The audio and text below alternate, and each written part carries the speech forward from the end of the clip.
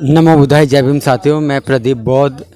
आज हम महाकरुणा बुद्ध विहार में आए हुए हैं और हमारे साथ बैठे हैं बदंत महानाम महाथेरा भंते जी। आइए हम भंते जी से बात करते हैं। भंते जी, एक चीज़ बताइए कि बाबा साहब ने जब बौद्ध धर्म का स्वीकार किया था,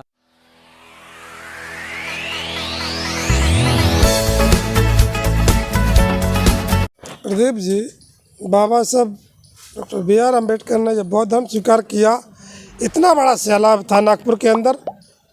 मैं तो आंखों से 10 बार कम से कम गया हूँ। वो ज़मीन जो अस्पताल बना उस ज़मीन पे और बहुत सारी ज़मीन सरकार को दे दी है। इतनी ज़मीन थी, कम से कम 20 लाख लोग थे, लेकिन मीडिया हमारी नहीं थी, तो 6-7 लाख लोग, कोई बताता 10 लाख, कोई 7 लाख, तो अपार पब्लिक थी। बाबा साहब ने बौद्ध धर्म जब स्वीकार किया, और इसी को देखते हुए अभी कुछ एक अनाउंसमेंट हुई है। राजेंद्र पाल ये गौतम हैं जो आम आदमी पार्टी के, उन्होंने कहा है कि 10 करोड़ लोगों को वो दीक्षा दिलाएंगे। तो इसके बारे में आप क्या कहेंगे? भाई, राजेंद्र पाल गौतम जी हैं, दिल्ली सरकार में मंत्री हैं। अच्छी बात है कि 10 करोड़ बौद्धों को दीक्षा देने की बात कह रहे हैं। उनके लिए, उनके परिवार का मंगल हो। रही बात दीक्षा देने की, तो जो भारत के लोग हैं, मैं जानना चाहता हूँ, भारत में महिपाल तक, महाराजा महिपाल तक 10वीं शताब्दी तक भारत में 80% बौद्धों की आबादी थी। वो आखिर कहाँ गई? बाबा साहब अम्बेडकर ने 20 लाख लोगों को दीक्षा दी, और बाबा साहब अम्बेडकर का 6 दिसंबर 1956 को महापरिनिर्वाण हुआ दिल्ली में। इसके बाद बाबा साहब अम्बेडकर की बॉडी बॉम्बे गई, और बॉडी के सामने अपार समूह था, पूरे बॉम्बे जाम थी, 20 लाख लोग थे।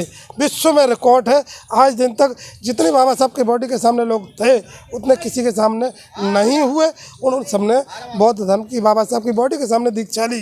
ये ऐतिहासिक सत्य है, इसको स्वीकार न करना। अब हमारे राजेंद्र पाल गौतम जी जो 10 करोड़ की बात कर रहे हैं, भैया जो लोग पाखंड अंधविश्वास में घूम गए, अगर उनके द्वारा वो आडंबर पाखंड छोड़ दें तो है तो वो भारत के लगभग 25 करोड़ जो हैं लोग जो एससी में आते हैं और एसटी में आते हैं लगभग 7.5-8 करोड़।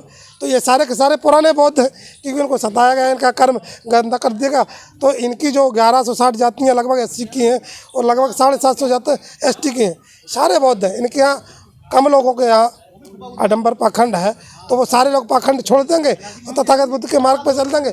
तो बौद्ध तो हैं ही हैं, जिनके यहाँ आज भी, जैसे हम उदाहरण देते हैं, शायद कुछ लोगों को लगेगा ऐसा बोल रहे हैं भंते जी, कि जिसकी सील भंग कर दी गई हो, जिसको सील से हटा दिया गया, उसी का नाम तो भंगी है।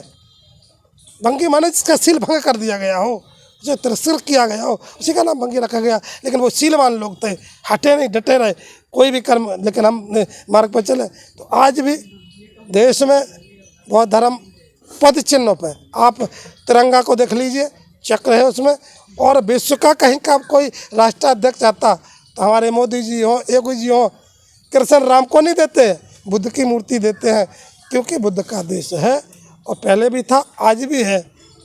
और ये केवल दिखाने के लिए नौटंकी करते हैं। विश्व में जहाँ भी जाते हैं कहते हैं बुद्ध के देश से आए हैं। अभी पिछले समय हमारा भारत का प्रधानमंत्री मोदी अमेरिका गया, अमेरिका में उसका कहीं स्वागत नहीं किया, तो उसने वहाँ बोला, भारत की मीडिया में एक शब्द नहीं छपा, उसने बोला राम कृष्ण कुछ भी नहीं है तो सिर्फ विश्व में तथागत बुद्ध है, बुद्ध ही शुद्ध है, बुद्ध ही सत्य है, ये मोदी ने बोला। और अमेरिका टीवी से लेके यूरोप टीवी में आया, लेकिन भारत की कोई भी चैनल ने ये नहीं दिया, क्योंकि विश्व की टीवी में जाता है, वहाँ बोलता है मोदी कि भारत बौद्धों का देश है, बुद्ध ही सत्ता है। लेकिन भारत के में क्यों नहीं देता टीवी? क्योंकि भारत में मीडिया पाखंडवादी लोगों के पास है। अगर भैया यही पाखंड अंधविश्वासी धर्म है तो मैं उसके विरोध में हूँ, क्योंकि सत्य को मानना, स्वीकार न करना, आडंबर और पाखंड कोई धर्म समझना, तो मैं समझता हूँ ये तो गलत है। पहले भी था, अभी भी। सत्य को स्वीकारना, सत्य के मार्ग पर चलना, शील का पालन करना, ये शुद्ध धम्म है और रहेगा। जब तक ये दुनिया, पृथ्वी, सूरज, चांद रहेंगे, तब तक बुद्ध का धम्म रहेगा, क्योंकि शुद्ध होने के लिए बुद्ध का मार्ग चाहिए, और अशुद्ध होने के लिए, क्योंकि एक तरफ क्या है, क्या लिखा है इन्होंने कि भगवान पैदा होते हैं राक्षसों को मारने के लिए, है ना। ये कहते राक्षस मान लेंगे। बुद्ध ने प्रैक्टिकल दिखाया कि अंगुलमाल जैसे राक्षस को इंसान ही ने बनाया, अरहत बना दिया, वो मार्ग बता दिया। जो आदमी हथियार फेंक करके बुद्ध के शरण में आया, वो पात्र ले लिया और दुनिया को बता दिया, अरहत्ता की ओर चला। लोगों ने डेल मारे, डंडे मारे, लेकिन इतना शुद्ध हो गया कि वो अरहत पुरुष हो गया। अरहत माने पूरे विश्व में तृष्णा से मुक्त होने वाला इंसान बन गया। तो अब भगवान उसको कहते हैं जो शैतान को भी इंसान नहीं, परम इंसान बना दे, सत्य के मार्ग पर चला दे, तृष्णा से मुक्त कर दे, उसे कहते हैं। ये नहीं कि मार रहा तीर लेके, कमान लेके, गदा लेके या चक्र लेके, उसे भगवान की उपमा नहीं दी जा सकती। ज़्यादा ना कहते हुए जो लोग सुनेंगे उन सबका मंगल हो, सत्य के मार्ग पर चले, उनका कल्याण हो। जो सत्य के मार्ग पर चलेगा उसका निश्चय ही विजय होगा। उस असत्य का मार्ग तथागत बुद्ध ने बताया नहीं।